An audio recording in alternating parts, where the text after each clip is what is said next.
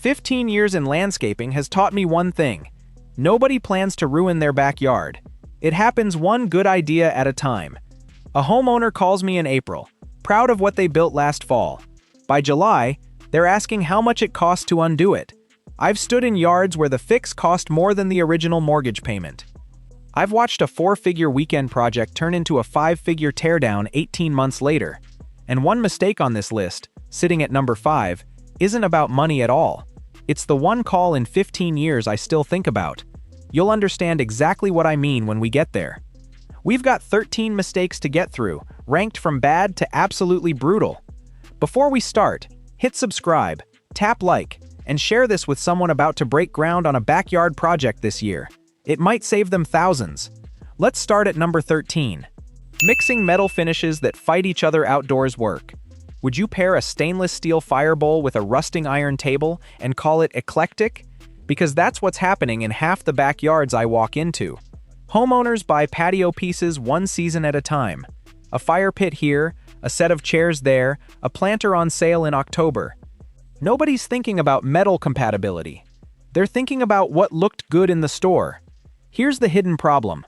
Different metals corrode at wildly different rates outdoors, especially anywhere near a pool or coastal air. Uncoated steel starts weeping rust streaks onto stone and pavers within a single season, staining surfaces that cost real money to clean. Aluminum stays pristine right next to it, which only makes the rust more obvious by comparison. The fix is boring but effective. Pick one finish family: powder-coated aluminum, stainless, or properly sealed wrought iron, and stick to it across every piece you add. It costs nothing extra to plan ahead. It costs a pressure washing service every spring if you don't.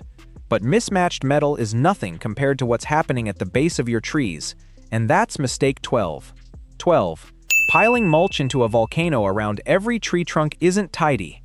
That neat little mulch cone stacked against your tree trunk isn't tidy. It's slowly strangling the tree. Landscaping crews do this because it's fast. Dump the mulch, mound it up against the trunk, move to the next tree.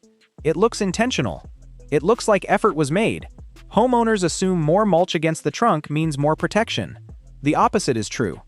Bark that stays constantly damp against piled mulch starts to rot, and that rotting bark becomes an open door for insects and fungal disease. Meanwhile, the tree's shallow feeder roots, starved for oxygen under all that depth, start growing up into the mulch pile instead of down into the soil, which makes the tree less stable in wind, not more protected.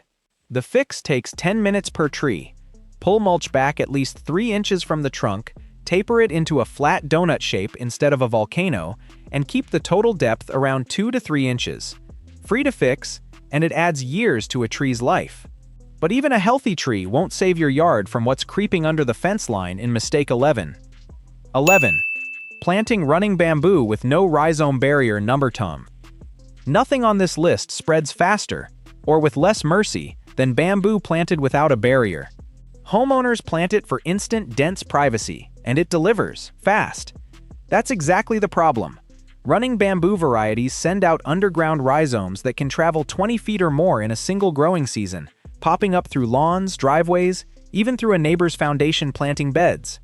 By the time most people notice new shoots appearing 30 feet from the original planting, the rhizome network is already established and nearly impossible to fully remove without professional excavation, sometimes running into thousands of dollars, plus the very real risk of a neighbor dispute when their yard starts sprouting your bamboo.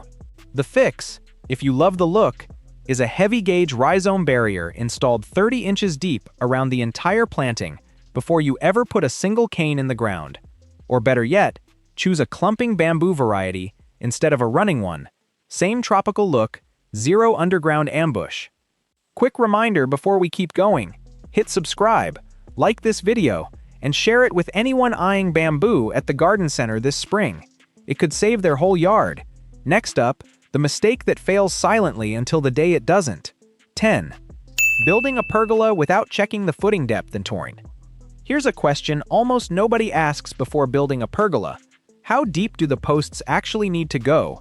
And does anyone here actually know your local frost line? This is the mistake that keeps me up at night, because it's invisible until it isn't. A pergola looks finished the day it's built.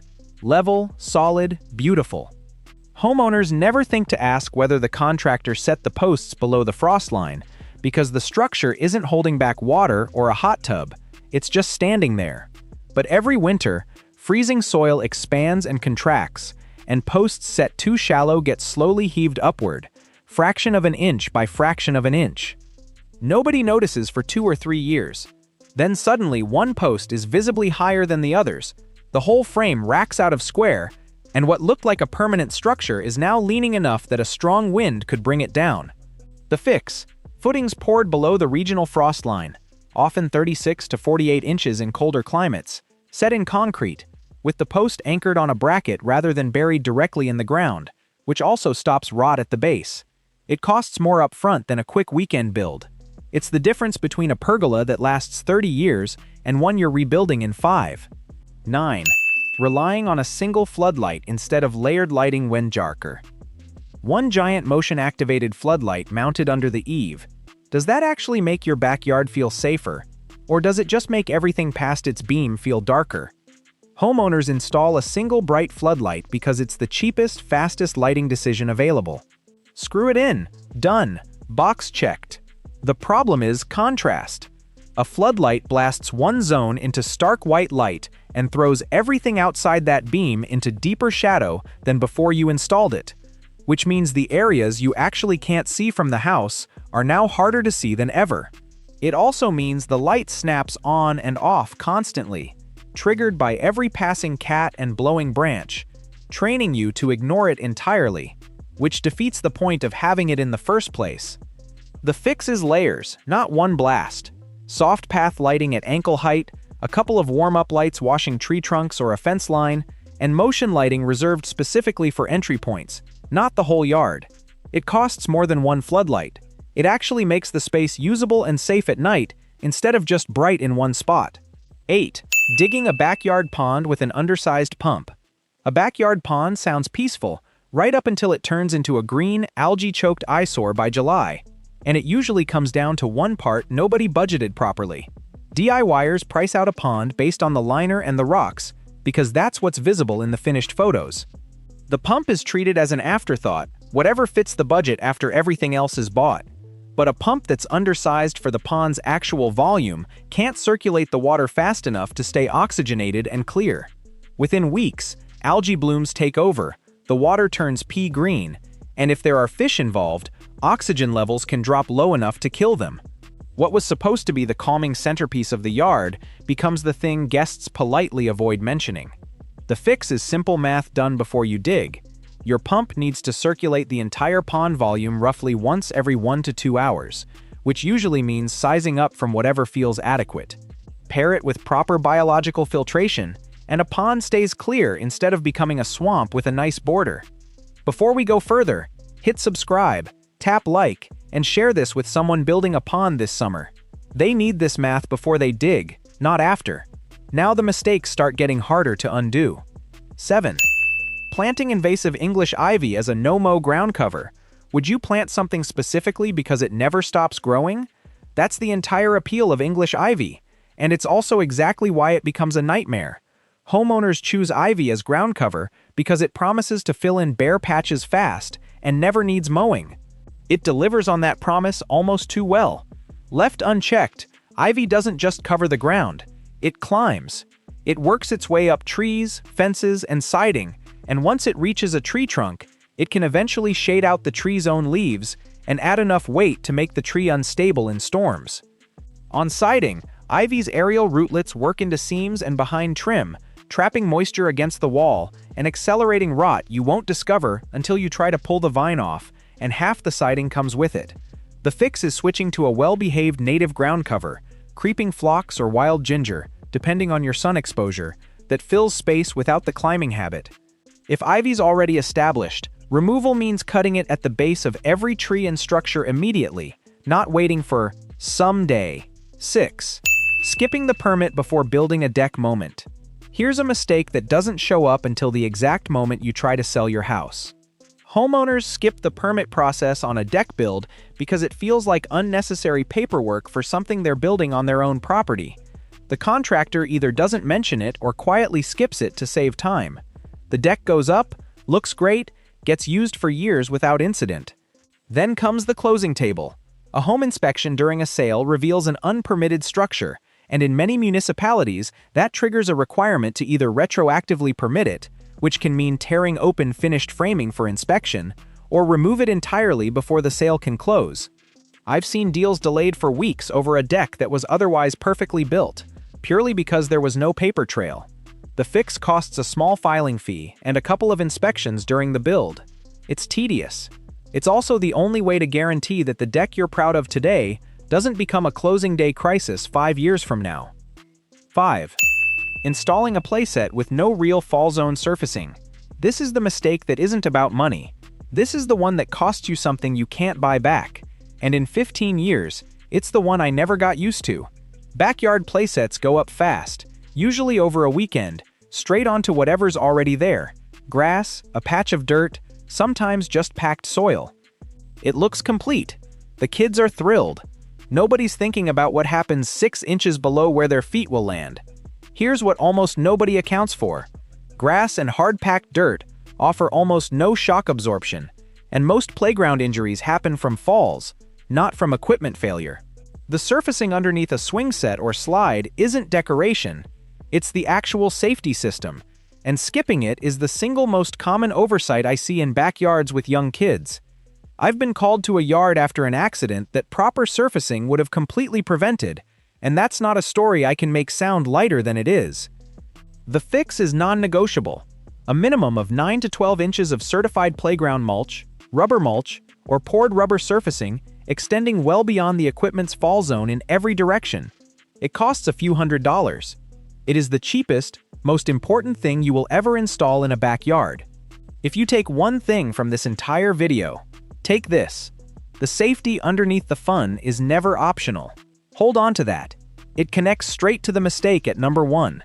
Quick reminder, if this video means something to you, hit subscribe, like it, and share it with any parent installing a playset this year. It genuinely matters more than anything else on this list. 4. Overloading a pergola roof with heavy lighting and planters cams. That gorgeous pergola dripping with string lights, hanging planters, and a heavy fabric canopy. Beautiful in photos, and quietly overloaded in real life. Homeowners treat a pergola's open lattice roof as a blank canvas for decoration, adding string lights, hanging baskets, and sometimes a full retractable canopy over time. One addition per season. Each individual piece seems light enough on its own. Nobody adds up the cumulative weight, or checks what the original rafters were actually rated to hold. The consequence builds slowly. Rafters begin to sag almost imperceptibly under sustained weight, especially after a heavy rain soaks fabric or waterlogs hanging planters. Eventually, a rafter that's been quietly overstressed for years snaps, often during exactly the kind of wind or wet weather that put the most load on it in the first place. The fix. Know your pergola's rated load before you decorate it. Distribute weight across multiple rafters rather than concentrating it. And treat anything heavier than lightweight string lights as a structural addition that deserves a second look from whoever built the frame. 3. Choosing sun-loving grass for a shady yard dowd. Why does your lawn look lush at the front of the house and patchy and thin the moment it hits the shade of that big oak tree? It's rarely a watering problem. It's a seed problem. Builders and big-box sod suppliers default to sun-loving grass varieties because they're the cheapest, most widely available option, and they get laid down across an entire property regardless of how much shade different sections actually receive. Grass bred for full sun simply can't photosynthesize enough under heavy tree canopy to sustain itself. It thins out, weakens, and eventually gets replaced by moss and weeds that are better adapted to low light, which homeowners then blame on bad soil or not enough water, when the real issue was the seed choice from day one. The fix is matching grass to the actual light map of your yard. Shade-tolerant fescue blends under tree canopy, sun-loving varieties everywhere else, sometimes with a ground cover alternative in the deepest shade, where grass was never going to thrive, regardless of the seed bag. 2. Ignoring the slope when pouring a patio. A patio that looks perfectly flat can still be sending water exactly where you don't want it, straight toward your foundation. Contractors under time pressure sometimes pour a patio dead level because it's faster and looks cleaner on installation day. Homeowners, focused on the finish and the furniture layout, rarely think to ask about drainage slope at all. The hidden consequence shows up the first time it really rains.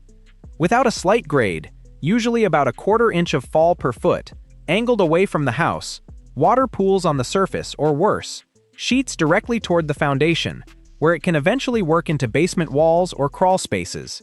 I've seen patios that looked flawless for years suddenly correlate with a damp basement nobody could explain, until someone finally checked the grading. The fix has to happen before the pour, not after.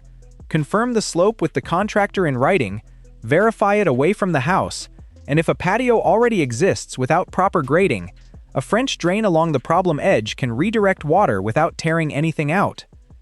1. Never testing your soil before you plant or build anything safe. Here's the uncomfortable truth. None of the other 12 mistakes are really where they start. They all trace back to this one. And in 15 years, it's the single most common root cause behind every callback I've ever gotten. Almost nobody tests their soil before they plant a bed, pour a patio, or plan drainage. It feels like an unnecessary step when the ground already looks fine.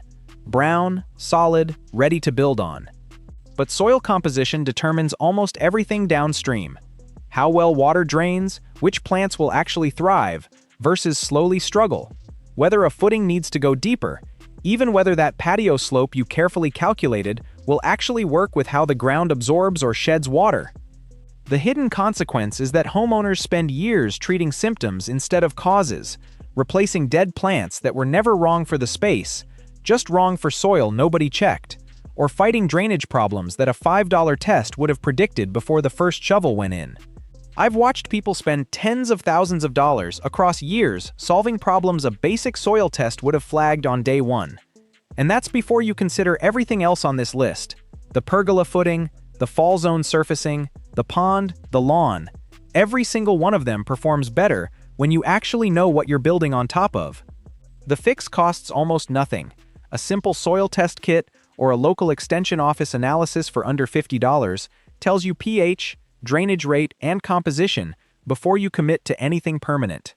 It's the cheapest thing on this entire list, and it's the one step that would have prevented more callbacks than everything else combined.